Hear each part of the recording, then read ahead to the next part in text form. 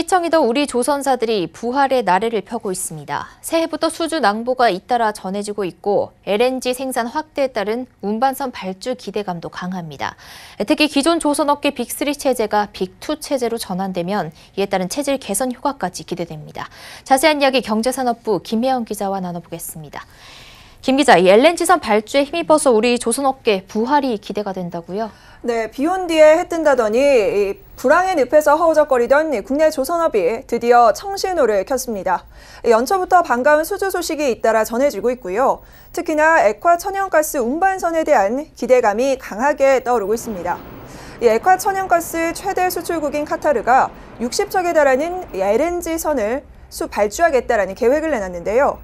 이와 함께 10년 전에도 카타르에서 발주했던 LNG선 53척을 국내 조선업계에서 전체 물량을 다 수주했던 경력이 있었는데 이번 수주 역시 국내 업계가 차지하지 않겠느냐는 기대감이 좀 강하게 들어오고 있습니다.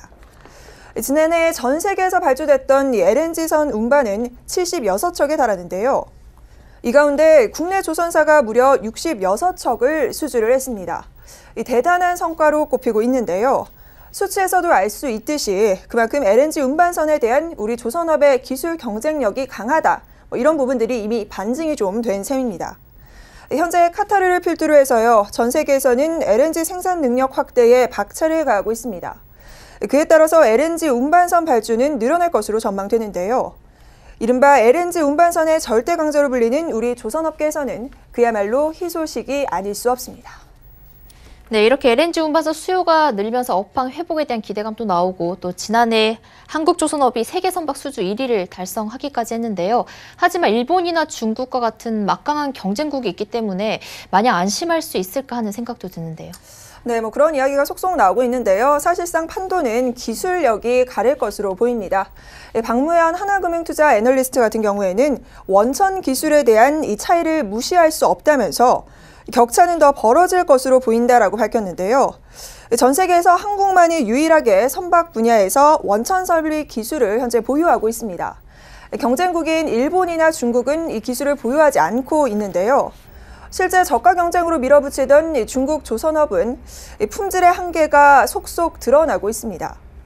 기술력이 부족하고 건조 경험이 워낙 적다 보니까 납기를 맞추지 못한다거나 당초에 예상됐던 건조 원가를 상회하는 등 문제점들을 나타내고 있는 겁니다.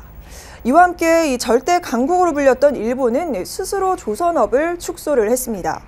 유가가 급락하자 이를 경기 불황의 신호로 보고 판단을 좀 잘못한 건데요. 기술 인력을 대량 해고하는 등 그야말로 산업 업황 사이클을 좀 잘못 봤다라고 보면 될 것 같습니다. 전문가들은 조선업은 고도의 기술력을 가지고 있어야지만이 우위를 좀 점칠 수 있다 이렇게 보고 있는데요. 실제 이 LNG선 60척 발주를 앞두고 있는 카타르가 일본과 중국을 방문을 했었지만 실상 이 한국에 대한 기대감이 더욱더 큰 것으로 보입니다.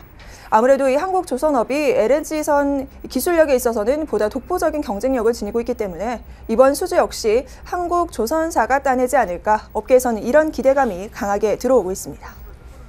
네, 그리고 이 조선업이 부활할 것이라는 기대감을 이끌고 있는 것 중 또 하나가 대우조선해양발의 조선업계 재편이 꼽힌다고 하는데 이건 무슨 얘기입니까? 네, 국내 조선업의 체질 개선이 기대된다라는 업계 이야기가 나오고 있습니다.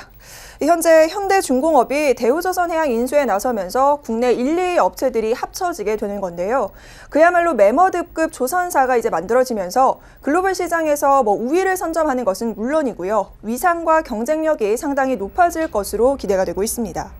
특히 경쟁력이 굉장히 높아지는 효과가 있는데 출혈 경쟁 등 불필요한 경쟁이 사라지게 되기 때문인데요.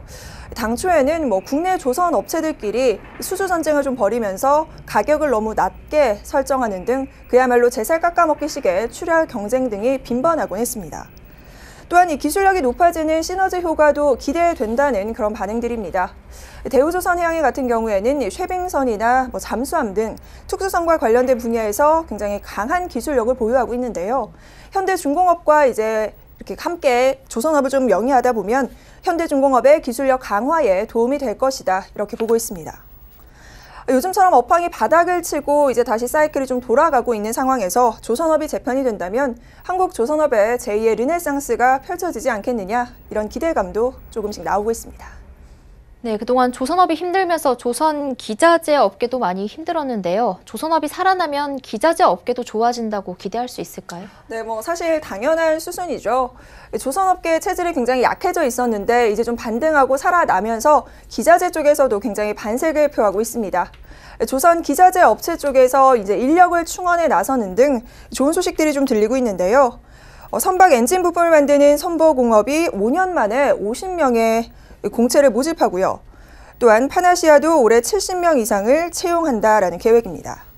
업계에서는 보통 선사의 수주 물량이 기자재 업체로까지의 영향을 좀 미치기에는 1년에서 1년 반 정도의 시차가 걸린다라고 보고 있는데요. 지난해 바닥을 찍고 이제 수주를 좀 하고 있는 만큼 올해부터는 기자재 업계에도 좀 긍정적인 파급 효과가 나타날 것으로 기대됩니다. 네, 이렇게 조선업이 살아날 것이란 기대감이 나오고 있는데 관련 기업들의 주가는 아직 많이 불안정한 모습인데요. 조선주들 주가 전망은 어떻습니까? 네, 조선주의 주가 흐름은 조금 들쑥날쑥합니다. 오늘 장 마감 상황부터 좀 알려드릴 텐데요. 대우조선해양은 오늘 합병에 대한 기대감에 힘입어서 2.37%의 상승 마감했습니다. 현대중공업은 지난 1일 7.6% 가까이 하락한 이후에 오늘은 보합으로 마감이 됐고요. 삼성중공업도 3.16% 하락 마감이 됐습니다. 조선업의 주가가 다소 좀 흔들리고 있는데요. 다양한 우려감과 기대감이 좀 뒤섞이면서 주가의 향방을 가늠하기는 현재는 좀 어려운 상황입니다. 이를 놓고 특히나 대우조선해양의 유상증자 공시로 인해서 지분 가치가 희석됐다 이런 우려들이 좀 나오면서 주가를 끌어내리고 있는데요. 투자 전문가들은 신주 발행가액과 할인율 등 유상증자의 구체적인 내용과 그 여파가 확인되기 전까지는 조선업종 주가의 단기 부진은 불가피하다라고 설명하고 있습니다. 다만 중장기적인 관점에서 봤을 때는 굉장히 매력적인 투자처다 이렇게 조언하고 있는 투자자들도 있는데요. 이번 인수를 통해서 조선업계가 좀 재편이 되면서 글로벌 시장에서 경쟁력 강화는 당연히 일어날 거고요. 최근에 수주가 굉장히 잇따르게 잘 되고 있고 업황 사이클도 좀 올라가면서 업황이 회복된다고 하니까 아마 이런 부분들이 중장기적으로는 조선업의 주가를 좀 끌어올리는 요인이 되지 않겠느냐 이런 분석도 나오고 있습니다. 네, 조선업황 부활 조짐에 대해 김혜영 기자와 이야기 나눠봤습니다. 말씀 감사합니다.